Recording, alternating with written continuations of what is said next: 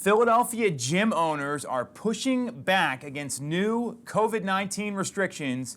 Costar has bought the Homesnap app, and we've got the biggest turkey of the year next on Toole Time.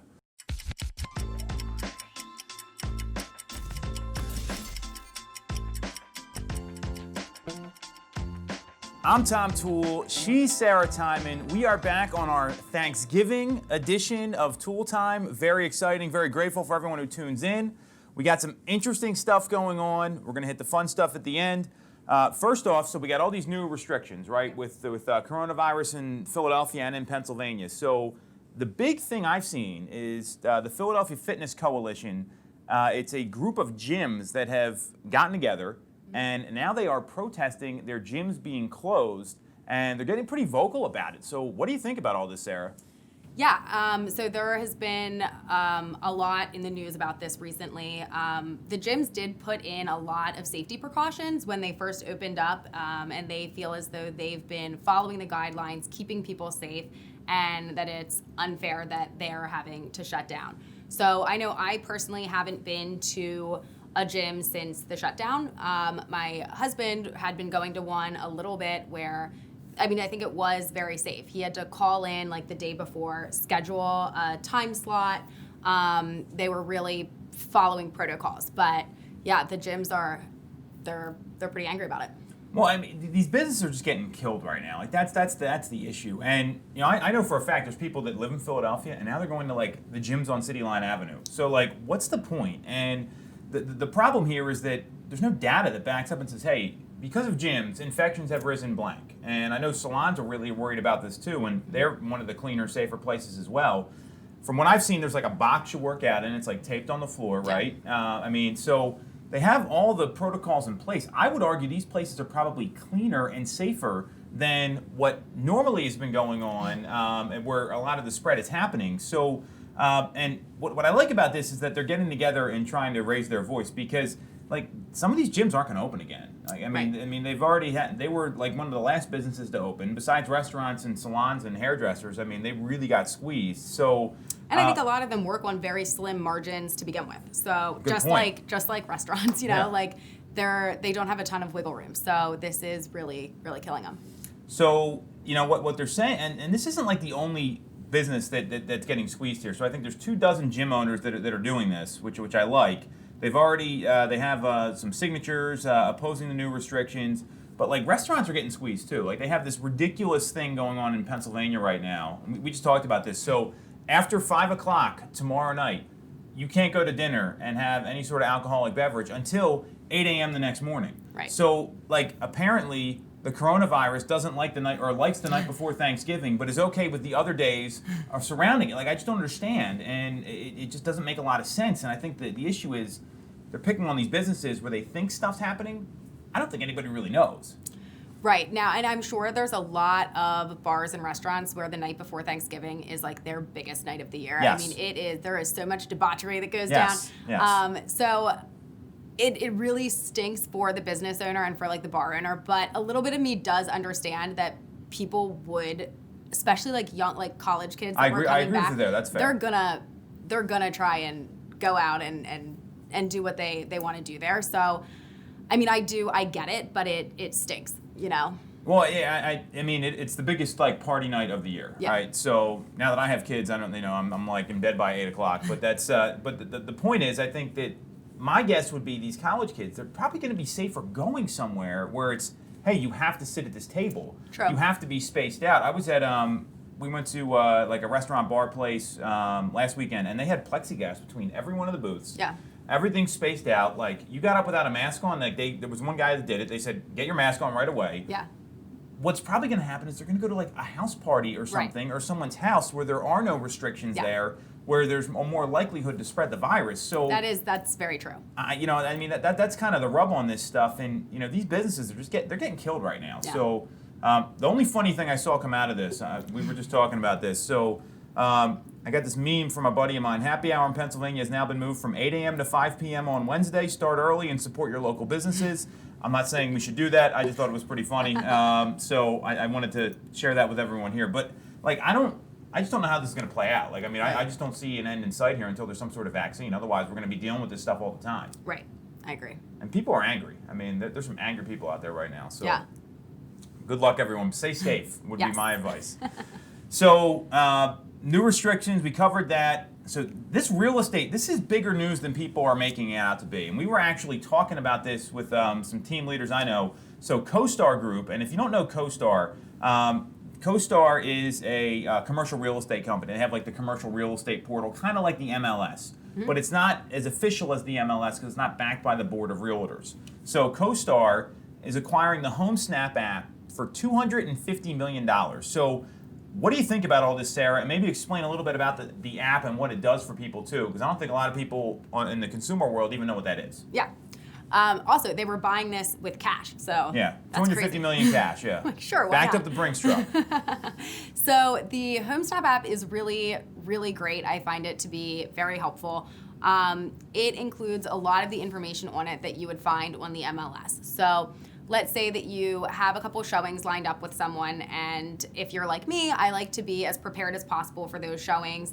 Have looked at the seller's disclosure if there's one there prior to going out. But let's say you're on your way to one of the showings and then another listing pops up that they want to see and you need to get that booked right away. The Homesnap app gives you a lot of that information that you would be kind of prepping through the MLS to look at before taking your client out there. So if you have like a couple minutes, if you get there before them and you're sitting in the car, you can get a lot of that information. The seller's disclosure, it'll have sometimes the plot lines, just a lot of the information that you know that your buyer is going to be asking you. So I think it's a very helpful app and a good way for them to kind of link that in. So the app, I mean, having all that on the go, like I've been in that position where I'm like printing stuff out. I mean, I was selling real estate when you didn't even have like a GPS and I would highlight the map, which was like a whole nother, I sound very old. But getting all that stuff ready and on the go, what it does, it helps the consumer make a decision quicker, right? Mm-hmm. So I think that's probably helps, and especially how fast-paced the market is. To me, the big news here is CoStar's got a 35 billion market cap, 32 to 35 billion, depending on where you look. Zillow is the company they're going to be competing with, and they're only at like a 20 billion market cap. So, looking at that, this is a company that's got a big war chest. They're getting into residential real estate. And their CEO, Andy Florance, he said that this is going to enable us to enter a new space and expand the total addressable markets in which they can compete. And they already have like a rental presence with Apartments.com. They own that. So to me, we talk about Zillow all the time on this show. This is a big deal. This is going to be real competition for them because it's an equally sized company. It's a company that has the kind of war chest that Zillow has. They've also been linked with acquiring CoreLogic, which is like a real estate data and analytics firm that has a client base of about 1.2 million agents across the U.S. and Canada. And they serve as like a tech vendor for a lot of the MLSs where they get a lot of their data. So, the app probably needs some work to compete with like Zillow and Redfin because you're not getting like the consumer portal there, right? Right. This is the start of CoStar saying, hey, we're in residential real estate. We're a threat. Don't mess with us. So this is going to be interesting to see how it plays out because for a while it's been like the tech companies, Zillow and Redfin, if you want to call it that. I mean, debatably they're both brokerages now. So, right. But debatably they're tech companies versus like Remax, Coldwell Banker, Realogy, Berkshire Hathaway, Home Services, all these like it's usually been like these two kind of competing with each other. Now there's a little more competition in the tech space, which. That's the biggest competitor for Zillow right now. So that to me sends a big message that it's not going to be the Zillow show like it has been for a while, right. And there's a lot more competition. Yeah, I agree. So what'll be interesting to be is like what kind of fees is CoStar going to charge? Like how's all that going to work? So to me, if you're like a real estate agent right now, like let's bring it back to the people watching. Like you got to build your brand, you got to focus on your business, you got to work on the people that you know. I mean, all the things we've talked about here, to me, it's even more important because there's just more tech disruption. And these people got a lot more money than like the $2 billion that was invested in VCs. This is a $32 billion market cap company. Yeah.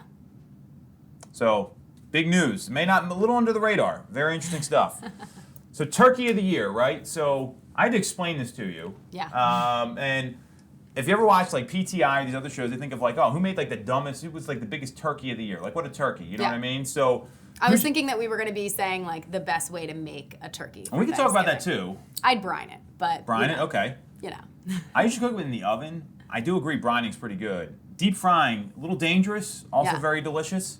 What's your favorite Thanksgiving side? What's your go-to?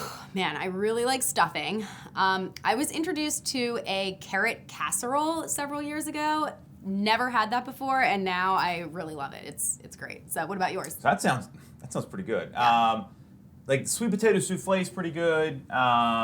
Stuffing, there's so many carbs. Like I just feel disgusting at the end. So yeah, I mean it's very cool. So the sweet potato casserole, like if you get like the brown sugar on the top, but it's like you got to make it like it's not a casserole. It's almost like a whipped sweet potato because you put like some other ingredients in, like some eggs, that sort of thing. It's a little fluffier than just like a giant sweet potato. Right. So that usually goes pretty good. I also like homemade cranberry sauce and homemade gravy. Like if you're putting that on the turkey, like.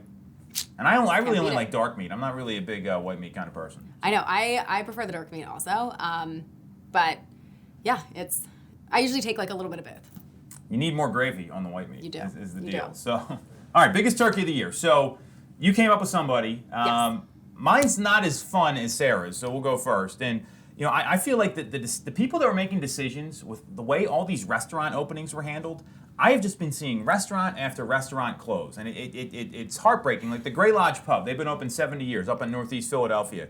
That was like the original beer bar before that was even cool. Like how many beer bars have you seen open in the past 15 years, right?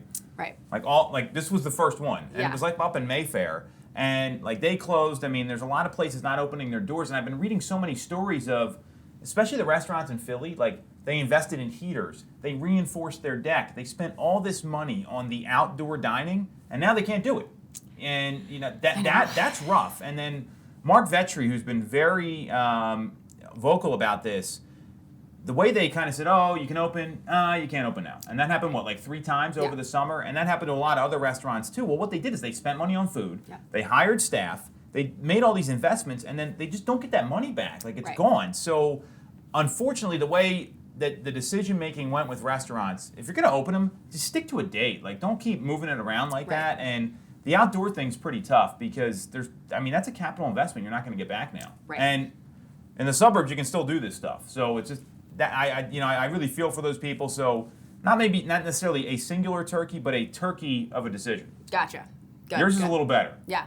So mine is Rudy Gobert with the Utah Jazz. Right before the shutdown, I think it was March 12th, at a post-game press room little conference, he ran around touching all the microphones and saying that he wasn't scared and that he didn't think that anything was going to happen here with the virus. And then I believe it was the next day he was diagnosed. So. He was the first NBA player diagnosed about that. I mean, this is ridiculous. Like, I mean, you can't.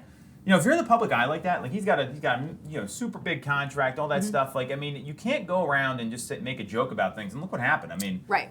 That is a pretty big turkey move. That was actually Nick's idea as well behind the camera. That was like the first person that came to mind. So. And even without the virus, like don't go around just like touching a bunch of stuff. Like, but I mean, obviously the virus was the big point of it here. But like, come on. I actually see. This is the interesting thing about the virus. People did not take like washing their hands like seriously before all this happened. Like, I mean, I've been in men's rooms before, and you're like at like Xfinity Live or a sporting event. Guys walk in and they don't wash their hands and walk right out. Right. Like those places are filthy. It is disgusting. So. Rudy Gobert grabbing microphones like this where people are talking and they're like literally like spitting into the microphone. Yeah. I mean, I've seen some pretty aggressive press conferences post-game, right? Like talking about practice, like they're all like all these sort of press conferences, like I'm a man, I'm 40. If you're a sports fan, you know what I'm talking about. Sarah's probably like, what the hell is he talking about? The Allen Iverson one's the practice one. That's like the most famous of all time. But I mean, that's just gross. Like you're literally. I mean, you might as well stick your hand in someone's mouth at that point. Right. So. Pretty extreme example. Turns out it's real. Yeah. Got him the next day. That was a bad move, and then that caused him a lot of problems because the other player on the Jazz, like he was being very casual around the locker room too. And this was March 12th. And when did everything shut down? It was like the 16th or something. I want to say. Yeah, right around there. And he said he was being very casual around the locker room. The other star on the Jazz was like, they didn't talk for a couple months during the shutdown. Like. That can ruin a team's playoff chances. That can cause major problems. So, Rudy Gobert, you win the award. Turkey. The odds of him watching this, I don't know. We'll see. So everyone, happy Thanksgiving. Great show this week, Sarah. Catch you guys next week. Bye. Thanks for watching.